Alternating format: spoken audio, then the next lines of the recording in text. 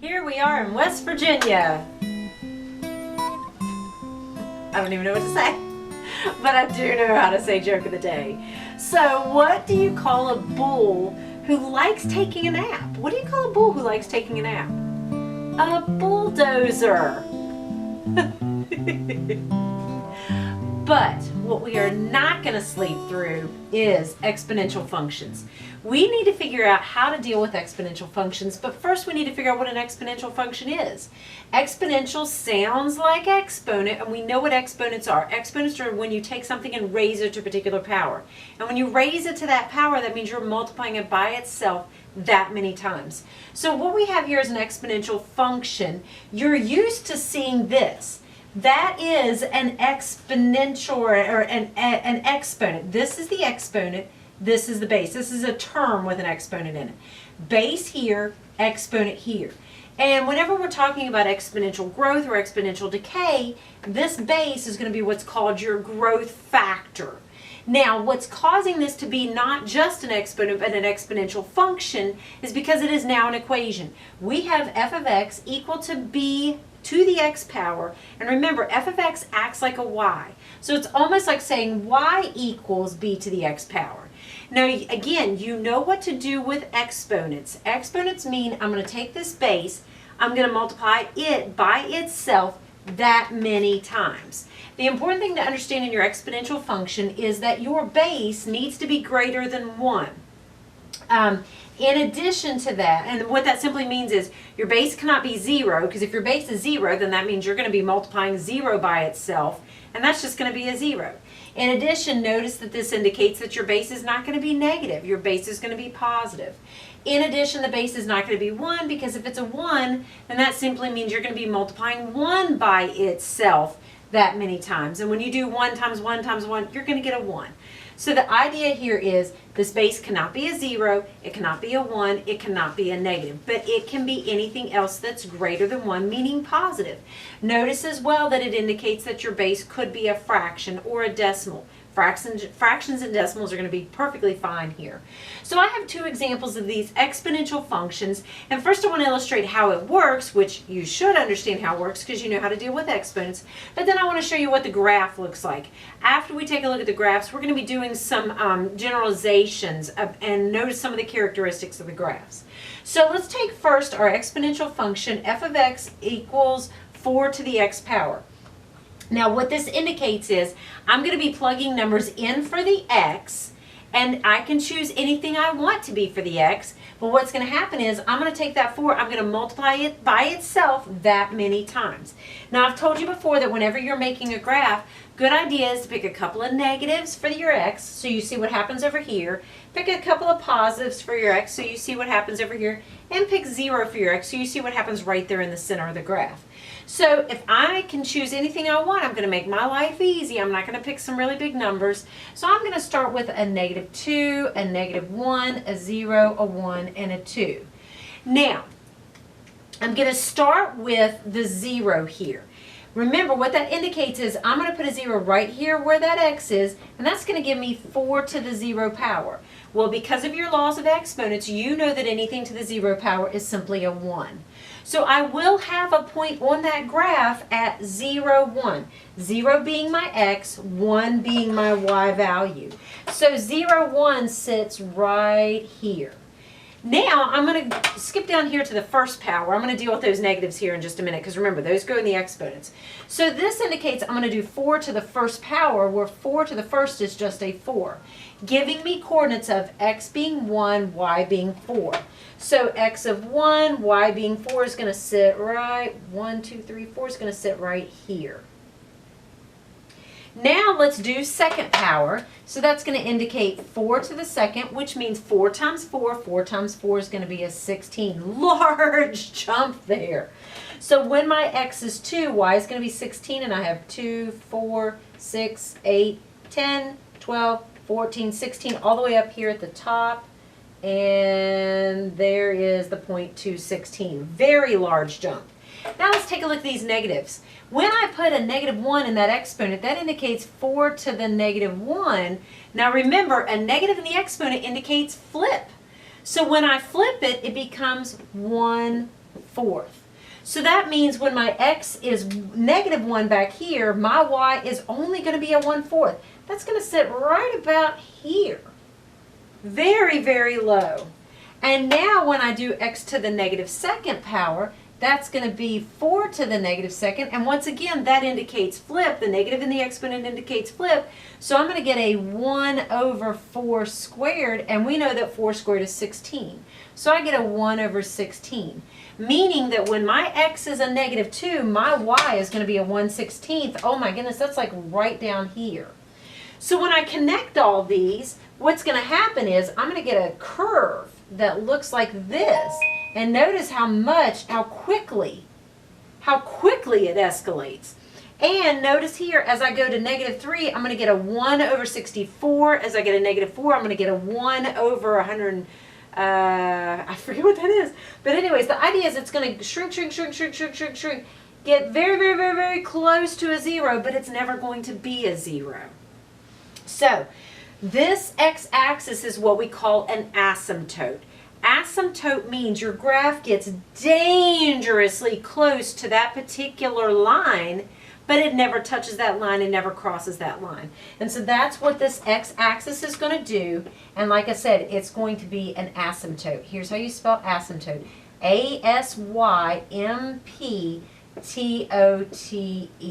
Asymptote. Now let's take a look over here. Notice the difference between the two equations. We have a 4 to the x. Here we have a 1/4 to the x. So we have a fractional base now. So let's see what happens when you have a fractional base. Once again, I'm going to put numbers in for this x. I can choose anything I want. So again, I'm going to make my life easy and pick small numbers, but I'm going to pick a couple of negatives, couple of positives, and I'm going to pick x to be a 0. So let's go with that same old -2, -1, 0, 1, and 2. Once again, I'm going to start with the 0, and what that 0 indicates, like before, I'm going to put a 0 where that x is, giving me 1/4 to the 0 power. But again, anything to the 0 power is a 1, giving me an x coordinate of 0, a y coordinate of 1, still sitting right here, just like the other graph. Now, let's try out these positive exponents. This will indicate 1/4 to the first power, but anything to the first power is just itself. So what that indicates is, as I come over here to x being 1, the y is going to be 1/4. So that's similar to what we had over here with the -1 as the x. This time it's going to be a positive 1. Now let's look at second power. That's going to indicate 1/4 to the second power, which is very much what we had right here, because that's going to indicate 1 to the second power is 1, 4 to the second power is 16. Yes, that is a similar idea. But rather than backing up to -2 on the x-axis and going up 1/16, I'm going to come over here to +2 on the x-axis and go up to 1/16, sitting right here. So it's that idea, again, of getting dangerously close to that x-axis, but never touching it, never crossing it. Now, let's take a look at these negative exponents. So that's going to mean 1/4 to the -1, and remember that negative in the exponent indicates flip. When I flip it, it becomes 4/1. That 4 will be to the first power, which is just a 4. So that gives me a point of x being a -1 and y being a 4. That will sit right here. Again, similar to the idea that we had over here, except we had x of a +1, y of 4. Here we have x of -1, y of 4. So it seems like the whole thing is just kind of flipping across this y-axis. Let's see if that continues when we do that exponent of -2. So we'll get a 1/4 to the -2 power, and again, the negative means flip. So when we flip it, we get 4 to the second, which is just a 16. So yes, it is the idea of this mirror image, because when we come back to -2 and go up to 16, 2, 4, 6, 8, 10, 12, 14, 16, sitting right up here. And so once again, you can see that as you connect these, you get that curve again, and that very quick, steep incline up there. And so yes, these do kind of flip across that y-axis, but once again, the x-axis is yet another asymptote, because what's happening here is it's getting dangerously close to the x-axis, but it's never touching it and never crossing it. But this is what exponential functions look like. They have very quick growth or very quick decay, depending on what your base is. So let's take a look then at some of these characteristics of these exponential functions. And I've got a chart that summarizes everything. Now, what I want to indicate here, the first part is it says I want the value of that b. Well, if it's exponential growth, and that was the first graph that we saw right here, because you can see that as the x value is increasing, the y value is increasing. So this is a growth situation. So if you have exponential growth, then what's going to happen is the b, the base, is going to be greater than 1. And what that indicates is it's not going to be a fraction or the normal type of fraction. An improper fraction will be perfectly fine because an improper fraction is those top-heavy fractions, which indicates that it is greater than 1. So what I'm going to have here is whole numbers. Remember, no negatives, so they're going to be whole numbers, or they're going to be improper fractions.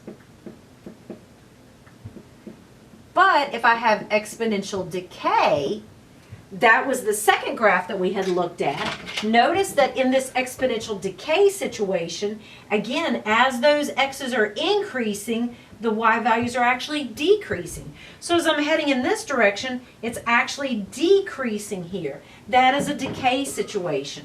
And notice that the two equations here, this had that base that was greater than 1. Notice this base. It is a normal fraction that you're used to seeing. And so that's what happens when you have exponential decay. Your b value, that base value, is going to be a fraction. Now remember, it has to be positive. So it has to be greater than 0, but it is also going to be less than 1 because we need a normal fraction in order to have exponential decay. So when you have exponential growth, your graph is going to be what we call an increasing graph. And so if it's increasing, then that graph is going to look like this. And like I said, as the x gets greater, the y is going to get greater. And it's a very quick ascent, not descent, but ascent.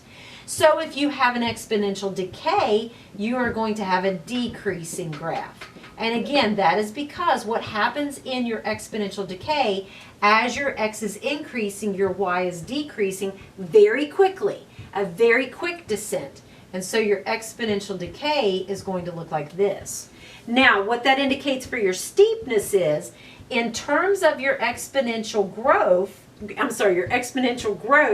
the bigger your base, the bigger that b, think whole numbers.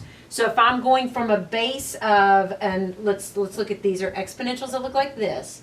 So with my exponential growth situation, as this base gets bigger, like starts with a 2, goes up to a 4, goes up to a 6, goes up to an 8, goes up to an 11, what's going to happen is as that b gets bigger, this is going to quickly rise. And so as the b gets bigger, then your graph is going to be steeper. You're going to have a steeper graph. And that's because as your base gets bigger, notice what's happening is you're multiplying it by itself that many times. So a 2 times a 2 times a 2 would be an 8, but a 4 times a 4 times a 4 is going to be a 64.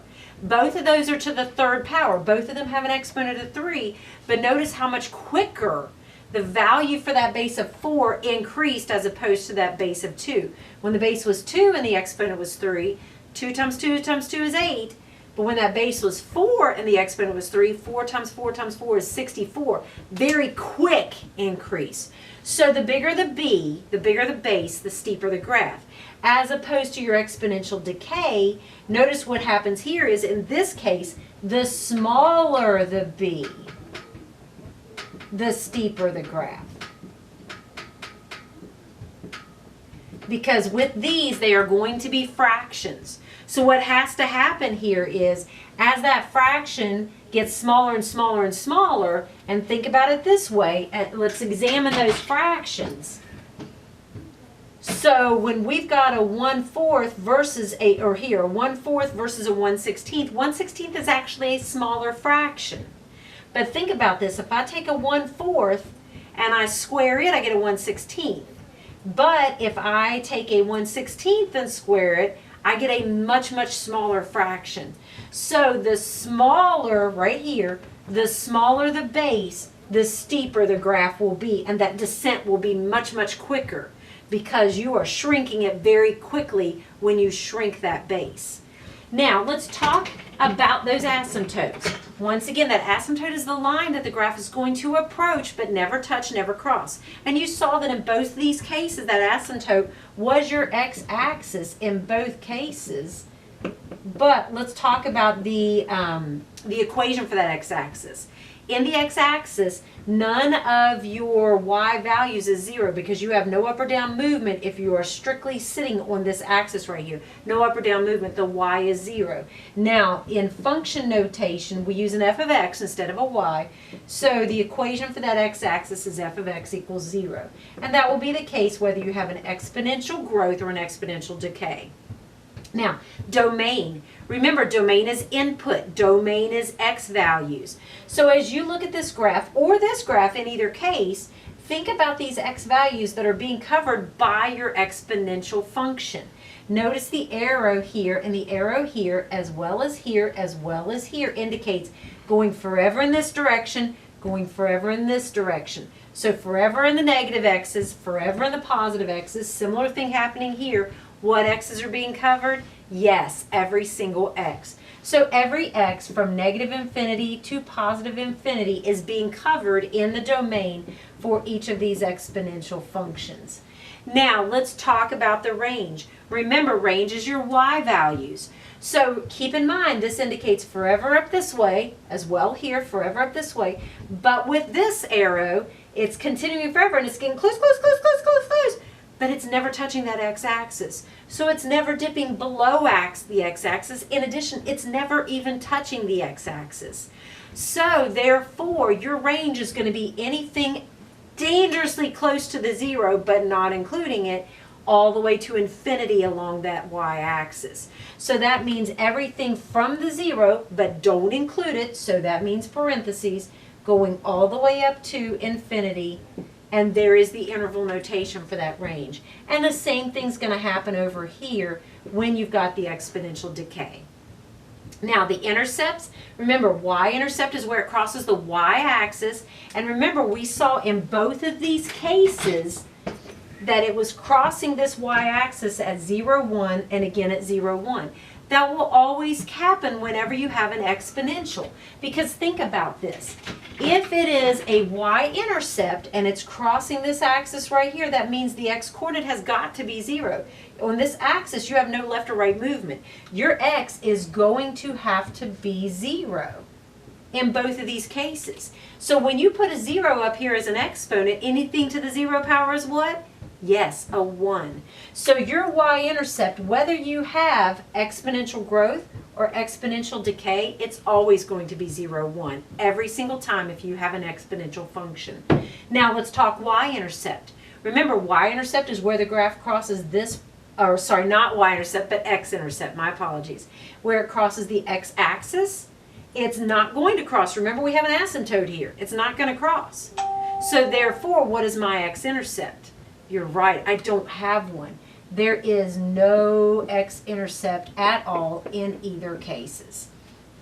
So the nice thing about this chart here is it allows us to compare exponential growth with exponential decay, and hopefully you're noticing that from asymptote down, it's all the same, totally identical. The only difference between exponential growth and exponential decay is that growth is an increasing graph and decay is a decreasing graph.